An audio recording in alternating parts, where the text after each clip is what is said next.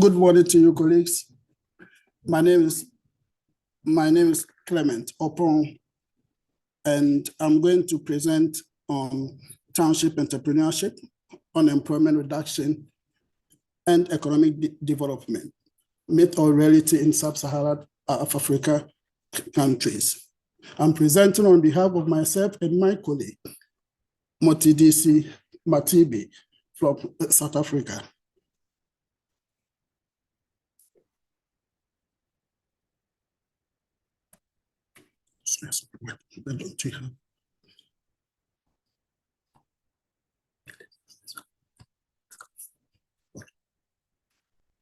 This is the list of the content. One, we will talk about the background of the study. We will look at the research gap. We will look at the objectives. We will also talk about the theory underpinning the study, research methodology, empirical results, a discussion, summary of findings, and the conclusion and recommendation.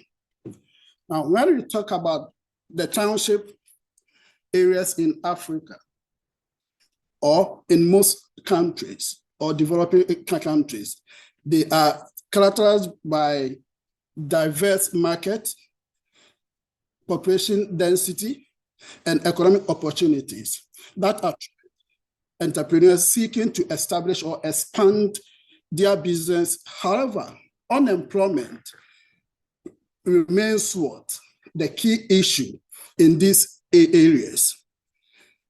Now, achieving sustainable economic development becomes a priority for countries in Sub-Saharan Africa as they strive to improve living standards, reduce poverty, create a conducive environment for business and investment.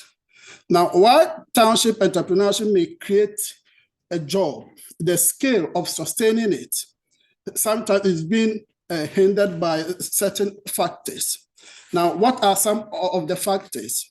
We can talk about the access to finance. We can talk about the regulatory barrier. We can talk about the culture. We can talk about the weak infrastructure. We can also talk about the limited market linkage due to language, and that can, of course, impede the sustainability of what? Of the entrepreneurship. Now, looking at this, we can talk about what actually is the problem. That is the research gap. Fostering township entrepreneurship and supporting the SMEs can lead to innovation. It can also lead to productivity gains. It can increase employment opportunities.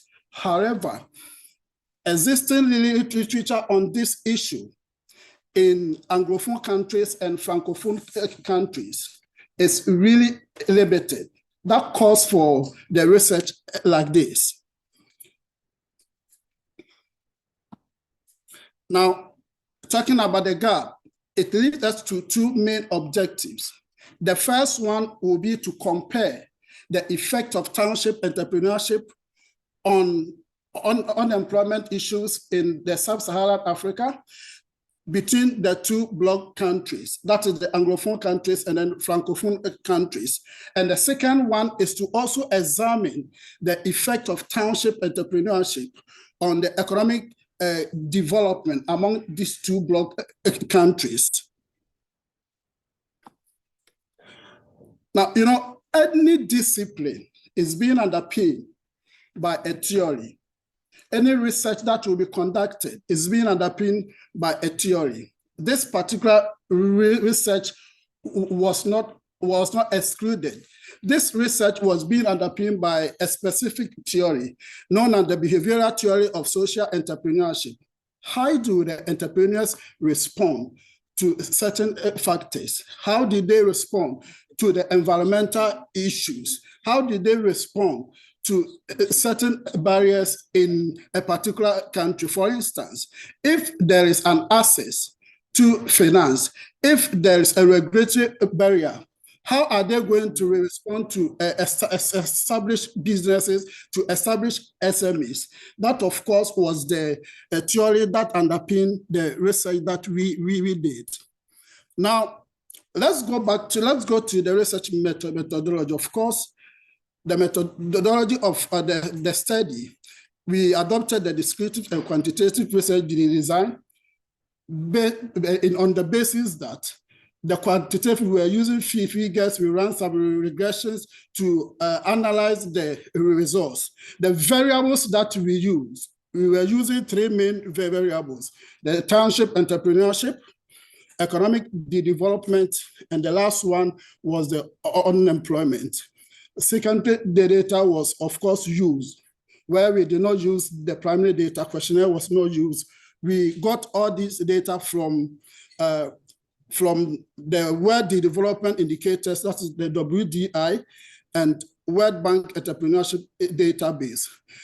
We were torn between whether to use the fixed effect or random effects model. So the panel regression was being used.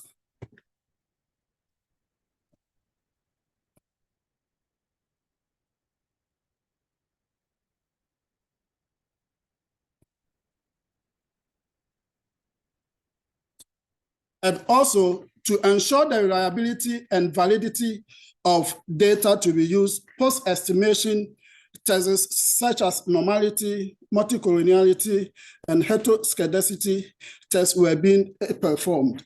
The data that we gathered, we were trying to see if the data was appropriately distributed, and that is the normality test, and also the multicollinearity, how the other variables were being correlated. We tested for that one too, and heteroscedasticity, the error terms in the result. We also tested for that.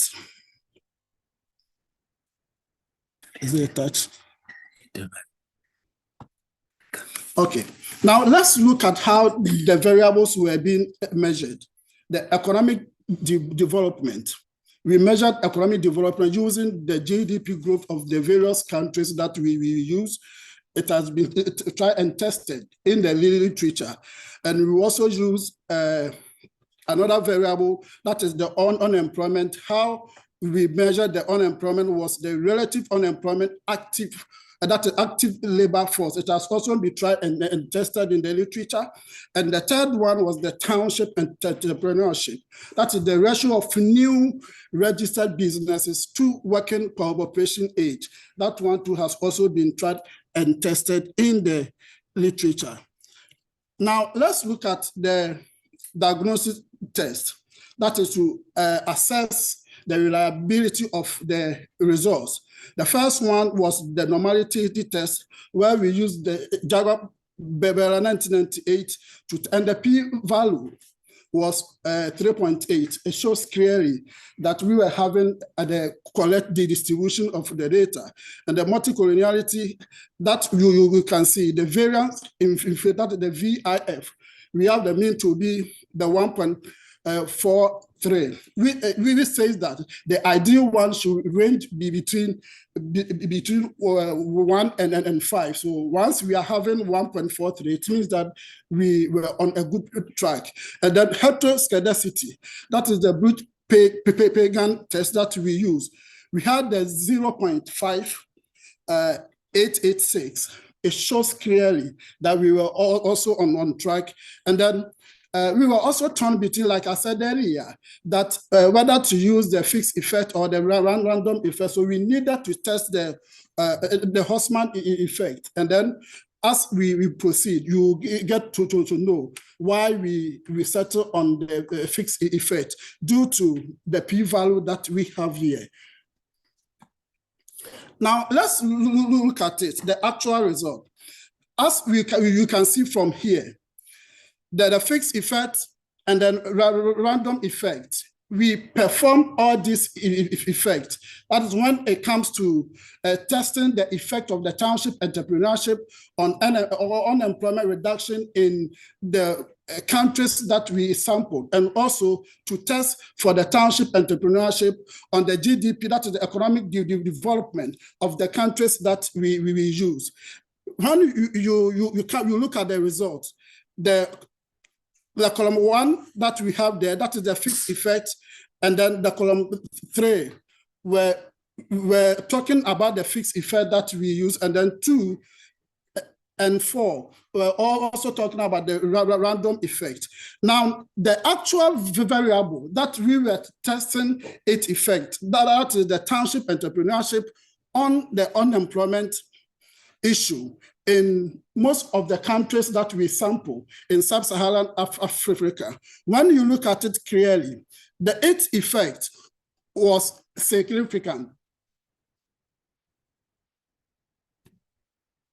Its effect was significant. That is when you can see from here, negative 0.29. It shows clearly that whenever we have entrepreneurship in a system or in a country, the end effect will be that the end effect will be that the unemployment situation in the country will be reduced.